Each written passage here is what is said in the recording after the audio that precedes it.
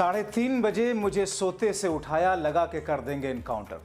आजम खान का योगी पर पहली बार बिहार पहुंचने से पहले बड़ा खुलासा।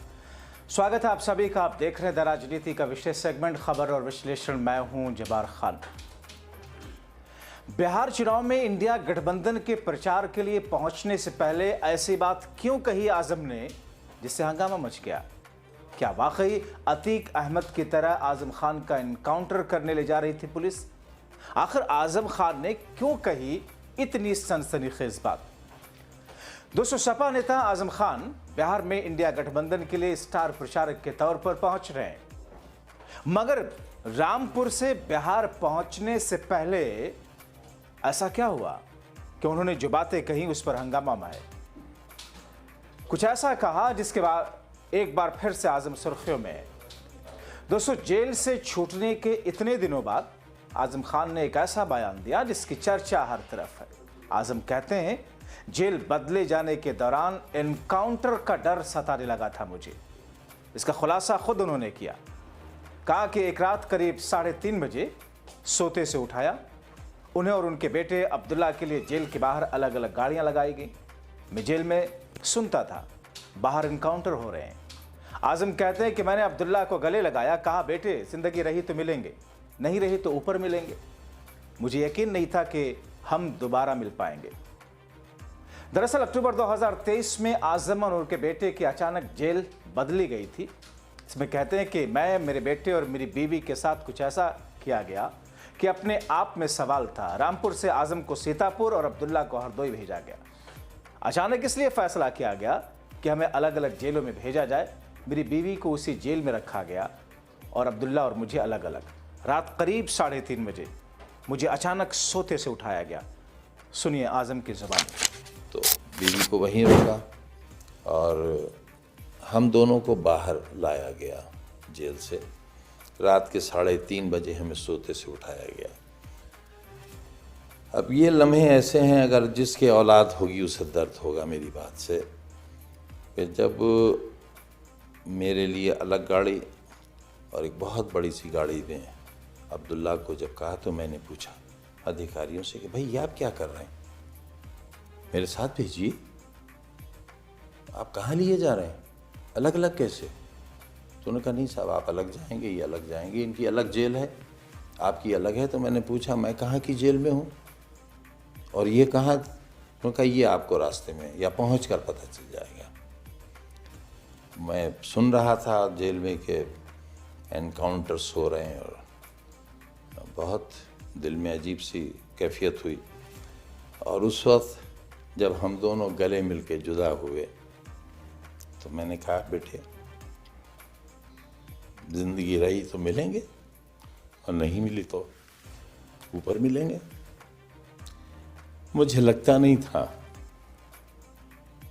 कि हम मिल पाएंगे। और लेकिन वो रात ये जब हुआ और अगला दिन बहुत सख्त गुजरा था, जब तक ये मालूम नहीं हो गया कि वो जिंदा है। ये आजम कहते हैं कि मेरे लिए अलग गाड़ी थी, अब्दुल्ला के लिए बड़ी गाड़ी। मैंने अधिकारियों से कहा कि बेटे को साथ भेजिए, अलग क्यों नहीं जाया जा रहा? उन्होंने कहा कि आपकी और इनकी अलग अलग जेलें हैं, रास्ते में या पहुंच करके पता लग जाएगा। उस वक्त दिल में अजीब सी घबराहट थी। जब तक ये नहीं पता चला कि अब्दुल्ला जिंदा है, तब तक वो रात और अगला दिन मुझ पर बहुत भारी था। तो क्या वाकई अतीक अहमद की तरह आजम के लिए कोई इंटरनल प्लानिंग थी जिसे टाला गया? ऐसे कई सवाल इस समय लोगों को परेशान कर रहे होंगे। जेल में आजम को फांसी की याद दिलाई जा रही थी। आजम खुद कहते हैं, जेल असल में मेरे लिए फांसी जैसी ही तैयार की गई थी उसकी कोठरी। मैं 23 महीने बेटे अब्दुल्ला के साथ एक कोठरी में रहा, खिड़की तक नहीं थी। रात भर लाठी लेकर सांप बिच्छुओं से खुद को बचाता। मेरी बीवी जेल में गिर गई, उनकी हंसली टूट गई, इलाज भी नहीं हुआ।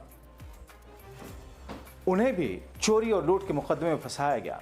आजम खान ये बातें जिस अंदाज में जिस तौर पर कही हैं, जाहिर तौर पर बिहार विधानसभा चुनाव में बिहार पहुंचने से पहले आजम खान का ये कहना, ये बताना, क्या वाकई बिहार में आजम खान का बड़ा इम्पैक्ट होने जा रहा है?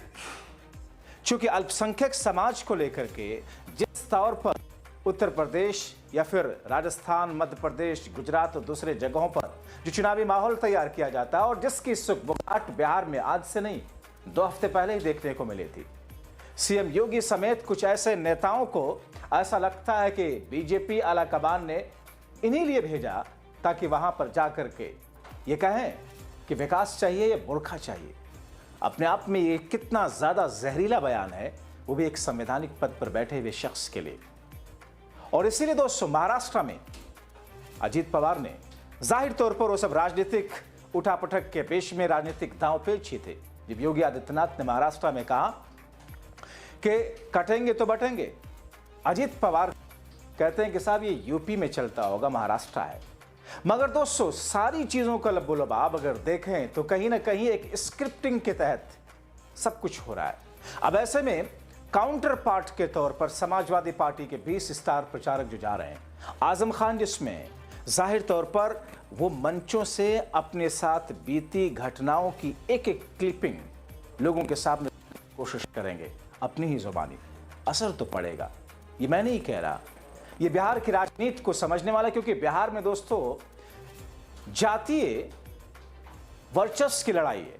बिहार में जाति पर वोट ज्यादा पड़ता है, धर्म के नाम पर वोटिंग बिहार का पैटर्न नहीं रहा है। मगर इस बार तो ऐसा लग रहा है कि बिहार को भी उसी खांचे में ढालने की कोशिश की जा रही है। ऐसी स्थिति में दोस्तों आजम ने योगी सरकार में शुरू में हुई जो मुश्किलें थी उनके साथ में किस तौर पर उनको मुश्किलों की तरफ ढकेला कैसे गया, आजम की जुबानी सुनिए। कि एकदम अब्दुल्ला ने मुझे उठाया कि बब्बा बब्बा उठिए, देखिए देखिए बड़ी बड़ी पुलिस है, बड़ी पुलिस है। मैंने देखा कि कतार में पुलिस खड़ी है और सब राइफल्स बिल्कुल ताने हुए हैं। अच्छा।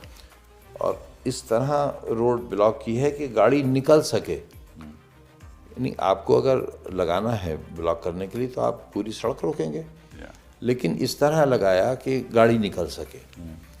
उनका ख्याल ये था कि मैं मिजाजन थोड़ा सख्त आदमी हूँ इन मामलात में, तो मैं रुकूंगा नहीं।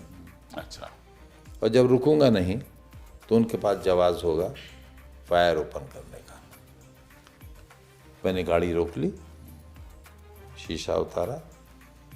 एक समखान करके ही इंस्पेक्टर थे, उसके छजलैट थाना मुरादाबाद ज़िला, नंगा रिवाल्वर हाथ में खुला हुआ उनके, मेरे सीने पर उन्होंने तान कर कहा कि गाड़ी से उतरिए। अच्छा। तो मैंने कहा भाई कसूर तो बताइए। तो उन्होंने कहा रेडियोग्राम है ये, और ये रेडियोग्राम ये था कि काले रंग की डार्क ग्रीन कलर की गाड़ी थी, कि काले रंग की गाड़ी आ रही है रामपुर की तरफ से, जिसमें आतंकवादी भी हो सकते हैं। वैसे यानी मुझे मारने के लिए क्या जस्टिफिकेशन था।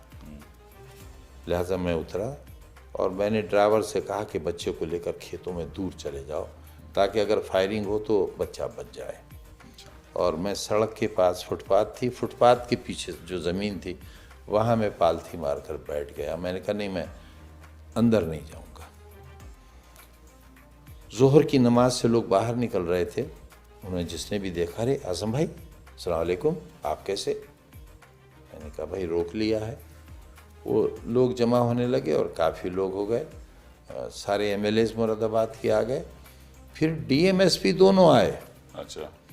और फोटो हैं कि उन्होंने मुझसे कहा कि साहब इससे गलती हुई, या आपको पहचाना नहीं। अच्छा। मैंने कहा नहीं साहब, इसने तो मेरा नाम लेकर मुझसे पूछा, लेकिन फिर भी आप क्या चाहते हैं? बोले हम चाहते हैं कि आप चले जाइए, तो इसकी गलती है, इसने आपको गलत रोका। वो मैंने सबसे कहा कि भाई मामला ख़त्म हो गया, आप जाइए, मैंने आपको बुलाया भी नहीं था। सारे लोग चले गए और मैं इस ख्याल से कि शाम हो गई है, वलीमा ख़त्म हो गया होगा, मैंने कहा चलो यार दिल्ली चल रहे हैं, एक दिन आराम करेंगे और फिर रामपुर आएंगे। यूपी भवन गया, वो कमरे में जैसे टीवी ऑन किया, पट्टी चल रही थी आजम खां पर, फला फला धाराओं में मुकदमा दर्ज हो गया। तो दोस्तों क्या वाकई बिहार विधानसभा चुनाव में एक तरफ उत्तर प्रदेश के मुख्यमंत्री योगी आदित्यनाथ की वो कटीली चुपती हुई बातें होंगी, तो दूसरी तरफ आजम खान जो कि एक विक्टिम के तौर पर लोगों के सामने अपना दामन फैला करके इंसाफ के गुहार के लिए वोट की शक्ल में मदद की मांग करेंगे। दिलचस्प होगा बिहार विधानसभा के चुनाव में स्टार प्रचारकों में खासतौर पर आजम वर्सेस योगी की। आप जानते हैं 11 महीने के बाद आजम खान जेल से बाहर आए थे। 23 सितंबर को पिछले महीने सीतापुर जेल से 18 तारीख को हाईकोर्ट की ने बेयर बार पर कब्जे से जुड़े एक केस में उनको जमानत दी थी, जो कि आखिरी मामला था जिसमें उन्हें जमानत मिली। हालांकि जिस हिसाब से, जिस तरीके से अब आजम खान को लेकर के चर्चाएं हैं, ख़ास तौर पर शुरुआत में जो एक प्रोपेगेंडा तैयार किया गया कि आजम सभा से छोड़ करके बीएसपी जा रहे हैं, फिर ऐसा कहा गया कि आजम अपनी पार्टी बनाएंगे। कुछ लोगों ने यहाँ तक दावा किया कि आजम बीजेपी जा सकते हैं। हालांकि दोस्तों, जब आजम को सिक्योरिटी दी गई तो कई सारे संदेहों को और बल मिला। लेकिन अब आजम जो बातें कर रहे हैं, जिस तरीके से योगी सरकार के ऊपर संकेतों में इशारा किया है, बिहार जाने से ठीक पहले अपने आप में बहुत कुछ कहता है। आपकी क्या राय है? अपनी राय कमेंट बॉक्स में जरूर लिखें। अभी के लिए इतना ही। अंत तक वीडियो देखने के लिए शुक्रिया।